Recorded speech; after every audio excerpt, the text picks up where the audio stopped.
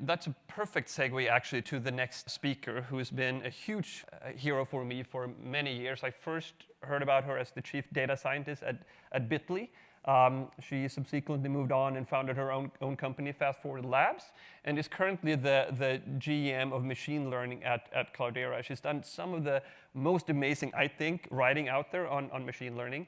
And again, not to choose your, your favorite children, but maybe what I at least found some of the most interesting is her writing together with DJ Patel on AI and ethics. I'm sure she can tell you all about that. So without further ado, please join me in welcoming Hilary Mason onto the stage.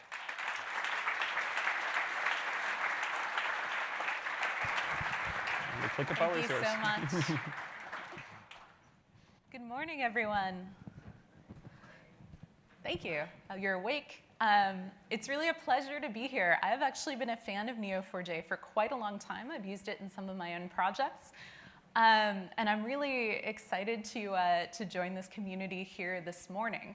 I hope you've all had your cup of coffee. And for those of you who have traveled to be here, those of you who are watching on the live stream, I put a picture of Times Square up here so you can get a sense of where we are. And I'm sorry for those of you who came to New York that you're here in Times Square all day. The rest of the city is really nice. I grew up here. I'm allowed to say that. Yeah, we're going to get started. This is actually a talk about machine learning and AI, but also about metaphor.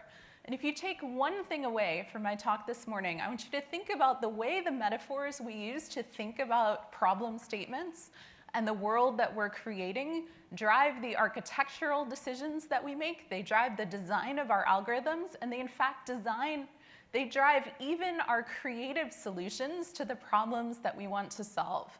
And so throughout this talk, though I am talking about AI and machine learning, I've chosen to highlight metaphors that have led to certain design decisions and try to give you some context as to why things are the way they are. So if you take one thing away from me today, it is that metaphors control the way we think about the world, and they are powerful tools for creating new kinds of solutions and opening up new opportunities. So before I move forward, how many people in this room are actively building something you would call a machine learning application? Okay, we have maybe 30%. And so for the rest of you, how many of you think you may build a machine learning or AI application in the next couple years? Hopefully that's the rest of you. Okay, so I think this is a good topic for this room. For those of you who think machine learning is a buzzword, I think you're going to be very disappointed. It's my opinion. All right. So the first metaphor I want to share with you is this one. This is on the right side. You have people on a train in the 1800s. So you might wonder why. It's because that was the metaphor that led to the creation of the system you see on the left side. So Herman Hollerith was a New Yorker in the 1880s, and he realized that we could not count the US Census using the technology of the time. So they actually would send people to do it by hand on paper. It didn't work. And so he was inspired by the way that train conductors would punch holes in tickets on trains to create this machine that was an automated counting system. And you can go Google it. He wrote a patent, which unlike the patents of today, you can actually just read. Yeah, it's clear language. Anyone can understand it. And it was a patent for this machine to count the US Census. The metaphor led directly to the design of the technology. And another thing I'll point out here, which is a funny little side note, is that the punch cards that he created were the size of US Treasury in the 1880s because he got a bunch of postal or currency boxes really cheap. Those punch cards, by the way, his company was called the Tabulating Machine Company. My favorite joke is from Vince Cerf, who once said if computer scientists named Kentucky Fried Chicken, we would have called it Hot Dead Bird. So his company, through some mergers, acquisitions, and marketing talent, became IBM. That original punch card design led to the later design that you saw in the 1930s, which has led directly to the architectural metaphors that we all use today in our computing environments. So here's one example of metaphor. We've been doing this data thing a long time, right? And today, if you look at headlines about AI, I'm going to show you a few of my favorites. This one is about somebody who made a rap bot that raps like Kanye West. That's what AI does. This is one I actually, every so often I go to Google News and I type in artificial intelligence and I look at it's about half doom and gloom and half, the other side of things, optimism. AI is curing cancer, and by the way, it's also going to destroy society. If you can see on the lower right of the screen, and by the way, this is from yesterday, so this conversation has not progressed. We have a lot of work to do. And here's another one that I like, where a reporter set out to become BFFs with a chatbot. And the reason I'm highlighting it for you here today is he said, the chatbot, the AI forgot my name. And of course it says in the chat transcript, if you can read that, hey, what's my name? And it says, hello, undefined. And of course nerds know why that is, but to normal people, that might seem a little bit weird. The reason I highlighted this example is because it shows the way that the vocabulary we use changes the way we think about the technology. So we've moved from talking about AI and machine learning as computer programs, things we are all quite intimately familiar with and nobody really gets excited about except perhaps the people in this room, to talking about them like these magical boxes or these creatures that are going to emerge from nowhere, take our jobs, they're going to rap like Kanye West, and then they're going to forget our names, right? And so what I'm hoping to share with you today is a way to think about this practically. And I am relentlessly practical in the sense that I get very excited about things, but then, like many of you, I actually have to go home and build them, and they have to work. And that means that we need to have robust metaphors for talking about what we want to do before we can even decide on the solution. And I often find that in machine learning, it is posing the question that is the challenge. The answers are either trivial or impossible. So when we think about the vocabulary today that we use around data, 10 years ago, we would be having a big data conversation. And that was really just the ability to get all of our data in one place and count things in that data, and that was it. It sounds very simple, but that was absolutely transformative at the moment. It was not transformative because we couldn't have done it already. People have been doing this for a very long time. It was transformative because something that became inaccessible, it was inaccessible and incredibly expensive, and it became cheap and accessible. And that opened up this entire piece of work, new use cases, new applications, creativity around the technology. That was 10 years ago in big data. We see the same thing happening today in graphs. Once you can count things for business purposes. You can do analytics. You can spread out the kinds of things you want to count. You can put that technology in more people's hands. You're counting things for a reason. When you can count things cleverly, you have data science. So you can model things, you can predict. You can start to look at things that haven't even happened yet and build representations of your data using different metaphors to explore the world. And when you can count things cleverly with feedback loops in systems that appear useful and magical, that's when you have machine learning and AI. But again, it's a peer that's important. The technology is just moving up the stack. But you cannot do it without being able to do data science, without being able to do analytics, without being able to do big data or have a fundamental data representation. So when you think about those metaphors, I would not dismiss AI out of hand, but I would think of it instead as a new label for this technology where we've moved up the capability stack, where things that were previously expensive or out of reach have become possible, in reach, and useful to a wider variety of people. And this is why we see this flowering of interest in machine learning and AI today. And I'll add also, it is up to us as technologists to make sure that people understand what is real and what is not. So what does it look like when we do it well? Well, I'm going to share a couple examples. One positive. This is one of my favorite machine learning applications of all time, and this is Google Maps with the traffic view turned on. Just to be clear, I don't work at Google. I'm just a fan of it. The reason I'm a fan of it is, what is special about this? It is really, really boring, right? So you can be driving down the road. You have to make a decision about which route you're going to take. You can look at your phone while you're driving a death machine. By the way, I live in New York City. I don't own a car and haven't in over a decade, and it seems totally nuts to me that anyone would.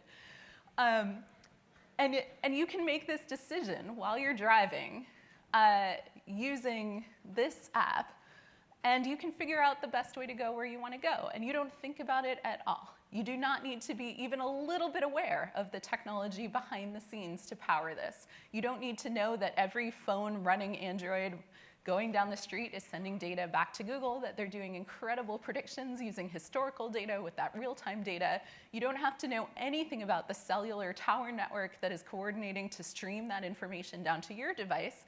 And you don't even need to think about the visualization, because everyone who grows up in our society is trained that green means go and red means stop when you're this big.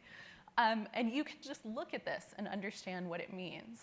So it's quite a successful machine learning product. And the most important thing about it is that we don't think of it as a machine learning product at all.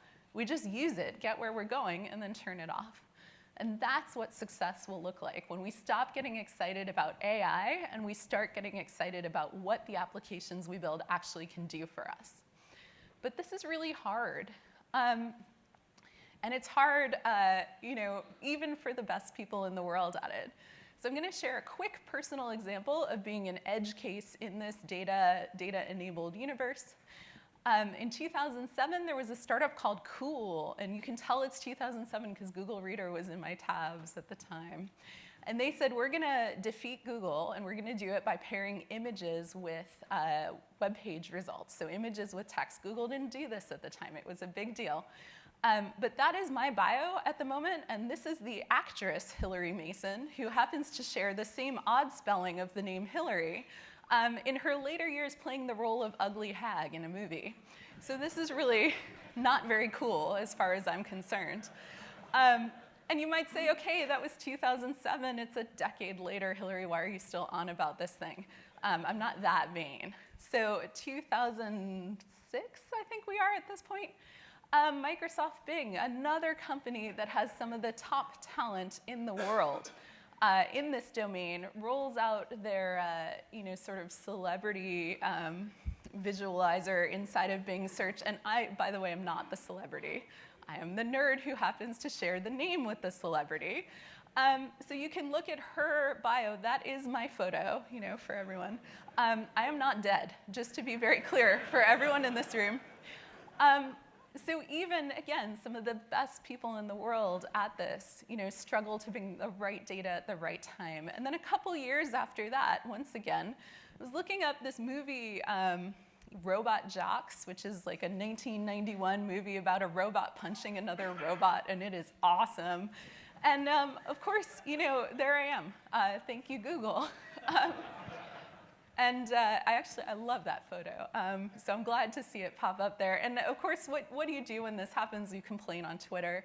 And it got fixed. But then I was giving a talk a year ago, and I thought, oh, this is a really funny example. I think I'll use it again. And, okay, there I was. So the reason I bring this up is not just to talk about how hard this is, but to say that even the people who are best at this in the world struggle to do it well today, and that is why it is exciting. That is why we need these new metaphors, new ways of representing and thinking about our data. And we're waiting for the way that we think about technology to catch up to our capabilities. So this is the moment to be where we are sitting today. This is why we should be having this conversation and thinking about the interplay between metaphor, how we think about the world, the architectures we decide to build. And many of the big opportunities to do this well are right here. And so one of the advantages I have from where I sit is that I get to work with a wide variety of people who are working on really interesting machine learning and AI applications. And everybody thinks all of the cool stuff happens in startups. But I actually want to tell you that while a lot of the cool stuff happens in startups, it is people who work in businesses that have operated for some time, who generally have collected a large amount of data as a side effect of operating those businesses, who are also creative and ready to embrace these new metaphors for development, who have the biggest opportunities.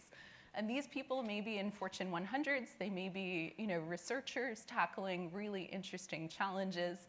Not all of the cool stuff is in little tiny companies that are highly resourced and highly data constrained.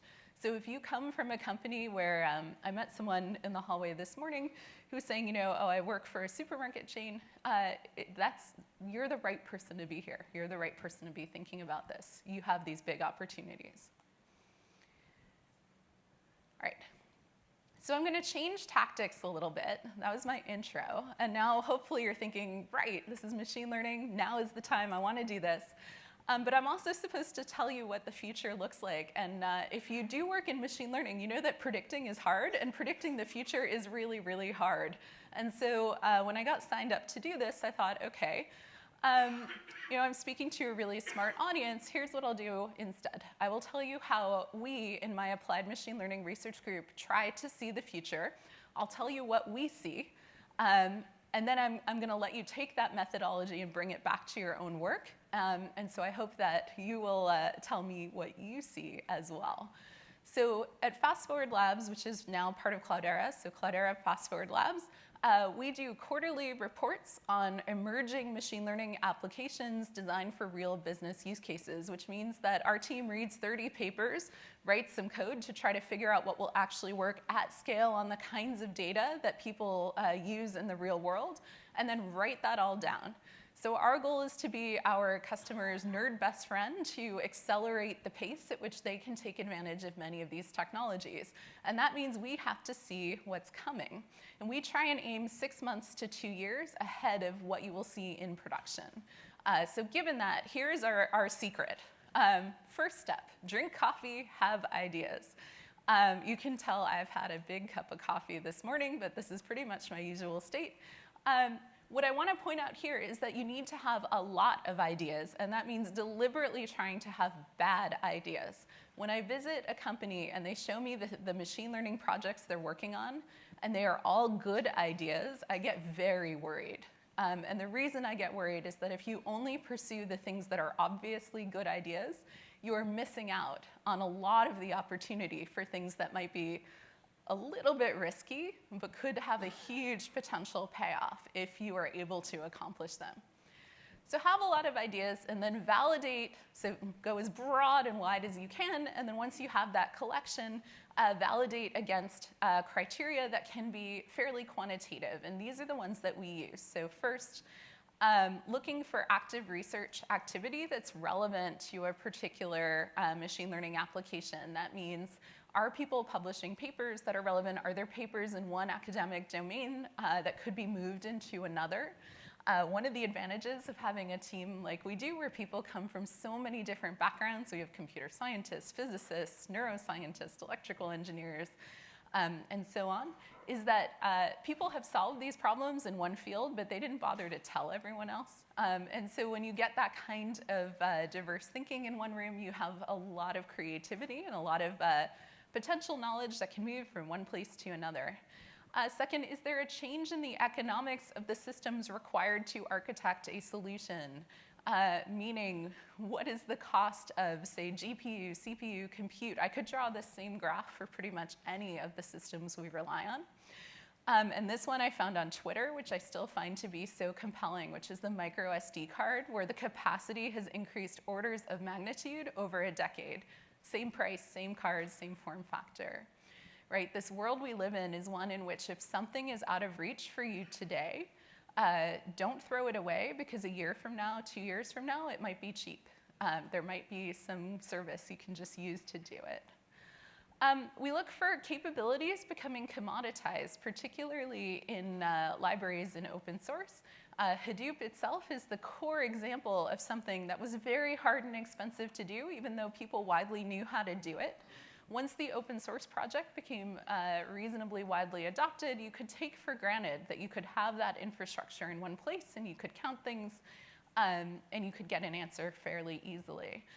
But we see this happening, like word2vec is another great example in the machine learning space, where word embeddings are something very mathematically complex, and if you want to write your own, it's going to take you some investment to do that, some time and energy. But now you can just sort of download them off a model zoo and go off running in a couple of hours. Commoditization is a moving wave, and it's hugely powerful for our ability to execute on machine learning. And the last thing is that data becomes available, and this may be data that's internal. It may be data you're generating because you launched a new product or launched a new feature. It may be data you can collect from the world. It may be data that you purchase. Wherever the data comes from, you need data to be available in order to pursue machine learning.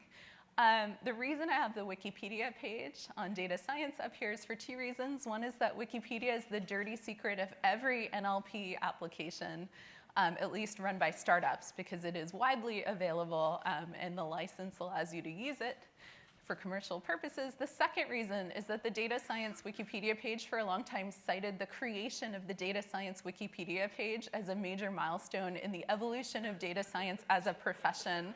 And that is the most Wikipedia thing I've ever seen.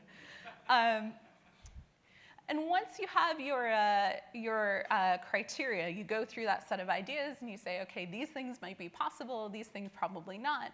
You can progressively explore these capabilities. And so in our group, we do a 3-hour lit review, which is really just Googling and reading abstracts of a bunch of papers to say whether we should or should not look further. Once we do that, we pick a subset, read a couple papers, come to some individual point of view on whether it's worth the investment. Once we do that, we take the subset that passed that filter and actually go write code. And so that kind of progressive exploration allows you to consider things that are weird or risky and that might otherwise not be worth your time because you've bounded the investment of time you're going to waste on it. And two, it lets you have a way to repeatedly and, more importantly, depending on who is doing this work, get to the same answer, no matter how many people are involved in the process. Just to show that predicting the future actually is hard, these are postcards from France from around 1900 predicting life in the year 2000. And they're largely self-explanatory. But we still don't really have any of these things. So there's like children in a classroom in the middle wearing colanders on their head, just getting the knowledge pumped right in there. On the right side, there are firefighters with wings flapping their way to put out fires. Now, we do have technologies that address these things in ways that the people of 1900 could not even daydream about. And yet, predicting it exactly is a challenge. So if you get the direction right, you're doing pretty good. All right, so I'm going to share with you a few of the actual technologies that we see. I've selected a subset here, so there are a lot more. But again, I'm talking about what machine learning can do today and in the near future. All of these things we converged on based on that process I have just described. So now you know how to see the future, and I'll tell you what we see there. One of our reports is on natural language generation, and it's one where if you see it in the news, you tend to see stories like this. It is true that the Associated Press actually has somebody whose job title is automation editor, and his job, and I've met him, is to actually oversee the algorithms. So he has no people who work for him. He oversees the software system that generate a fair set of their stories. We built a prototype that generates real estate advertisements. So you tell it the kind of apartment you want to find in New York City or you want to sell in New York City, and it writes the ad for you. It gets really funky when you tell it things that don't exist. So you say, like, I want to sell a 1-bedroom, 16-bathroom apartment on the Upper East Side with a doorman. And it'll come up with things like, this sun-filled home has a lot of bathrooms. But the point of this technology is not that robots are writing articles, but rather that we can take, when we think about how we as humans interact with data, you can imagine columns of data or graphs of data, and only a rare set of people get excited about that. You can imagine a graph, like in the middle here. And that's something, and we expect every professional to be able to read a graph, to be able to use Excel, if not more. But most people really intuitively understand a language-based interpretation of that data. And that's what this technology gets us. We can go from structured data to a language-based representation. And that means a couple of sentences that say what it is. That's where the power is in bringing the understanding of some kind of structured data to a much wider audience through the power of language. And we've seen this actually go on to be implemented. I'll tell you 2 customers. So one is a bank that used this to automatically generate compliance filings. There's a whole interesting story there.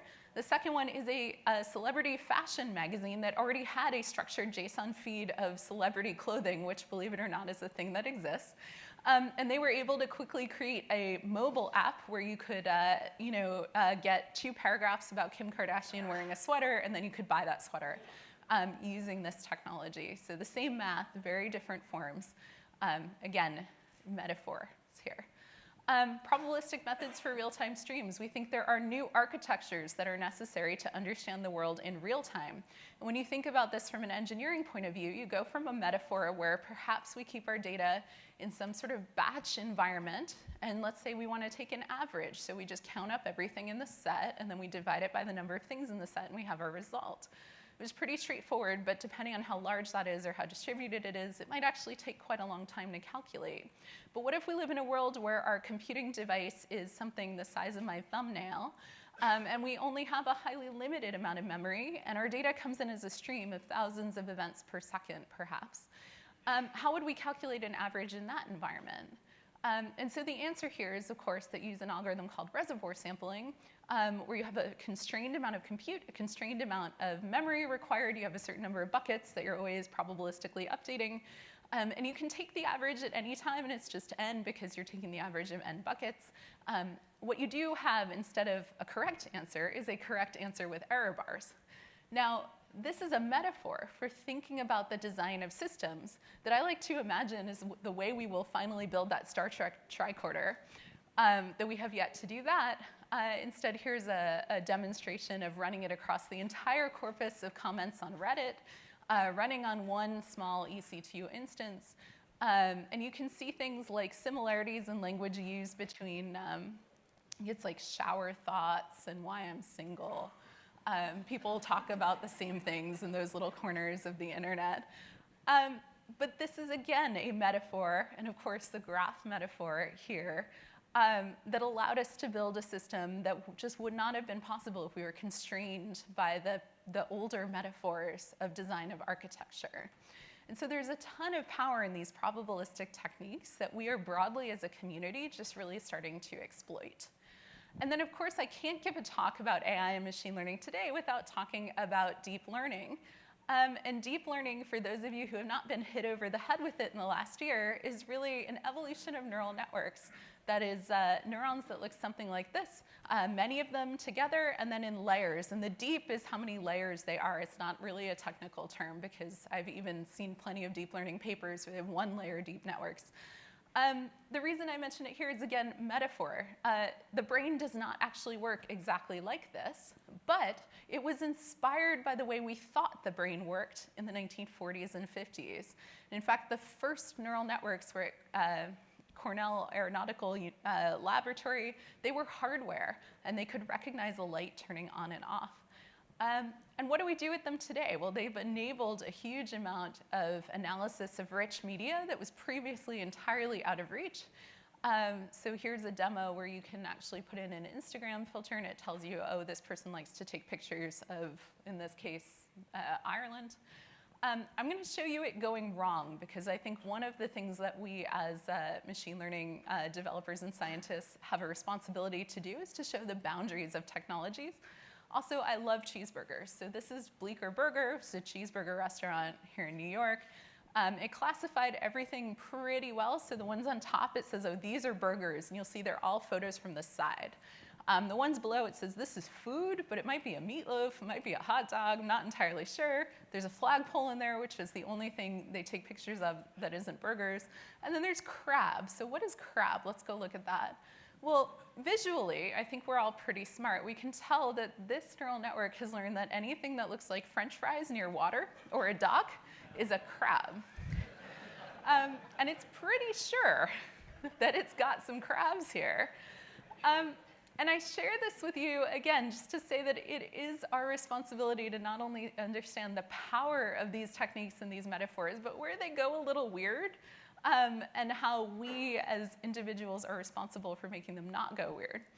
And I have two more to run through really quickly. So if you apply these same kinds of deep learning techniques to text using tools like word embeddings and sentence embeddings, you can start to build things like a system that will take an article and then extract the sentences in the article that intuitively contain the same information. So the sentences on the left here contain the same information as the entire article, more or less.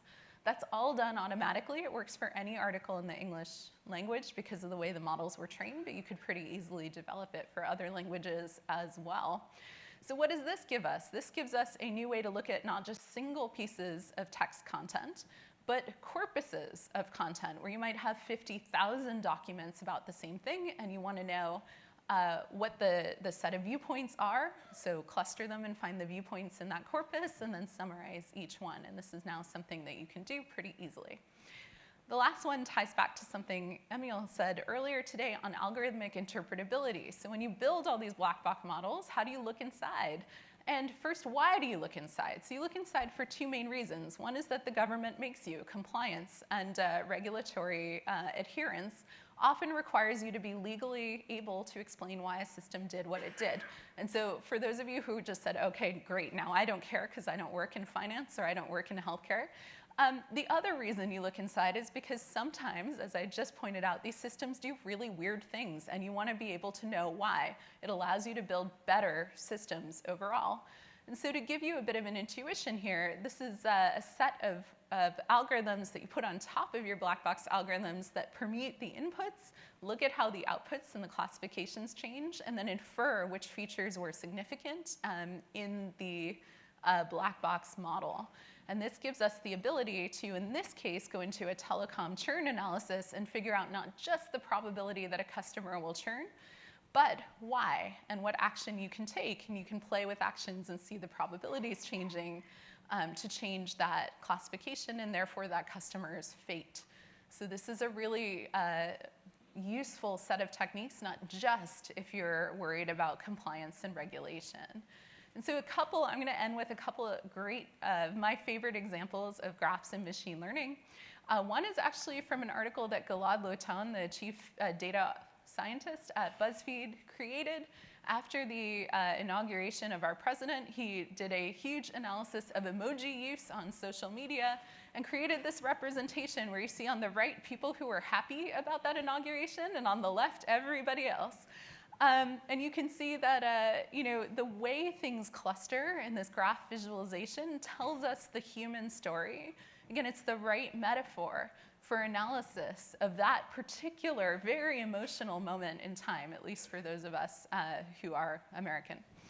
Another project we did was helping one of the top accounting firms in the world figure out some automation around tax codes. So understanding when the tax code changes in the United States, and it does so in a fairly complex way at the federal, state, local level, through law changes as well as through changes in judicial interpretation of existing code.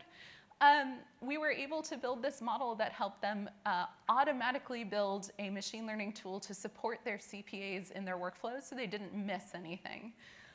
This was also really exciting. This was a fundamentally new capability in the firm. Again, graphs and machine learning. And a similar analysis of how we trade commodities. So news coming in affects things that you have in your investment portfolio. You need to be able to see those connections. This is an example of using the power of that metaphor to build tools that enhance the capabilities of human professionals in doing their job even better by getting them the right information at exactly the right moment. And so I'll end with a few points of caution for anyone who's going to run out and do this. It is hard. We don't entirely know what we're doing. Best practices are emerging. If you are building something with technology, I encourage you to think very deeply about the impact of what you build on the world that we live in. Here's a short book I co-authored with DJ and Mike Lukides about the practice of ethics in data science. Again, this is a book that poses questions. It will not give you the answers. But I just encourage you to spend a moment. I think this is the big question that data science practitioners are thinking of our moment. Like, think about this as you build these technologies. And again, my favorite metaphor, which is that technology and machine learning in particular is actually giving us superpowers, because it is giving us the technical ability to do things that are out of reach of our cognition as unadorned, unaided human beings. And it's a very exciting moment to be working in this space. So with that, thank you, and I hope you enjoy the rest of your day here.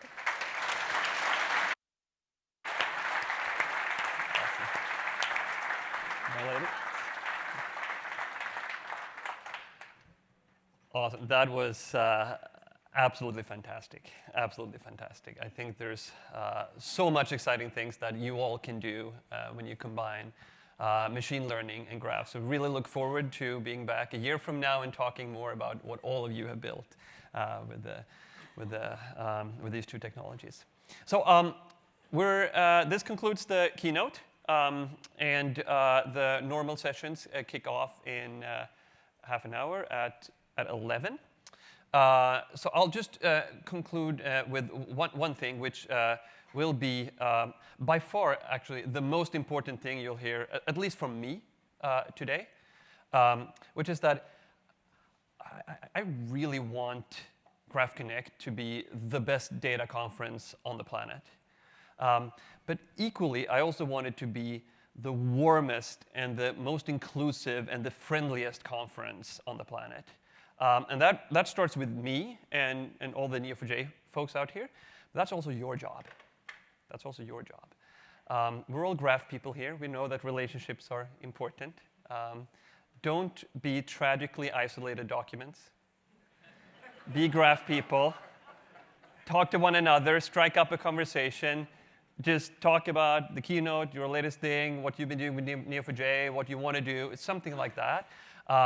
Enjoy all the amazing talks that we have. Enjoy the hallway conversations. Learn. But most importantly, connect. Thank you, everyone. Have a fantastic day.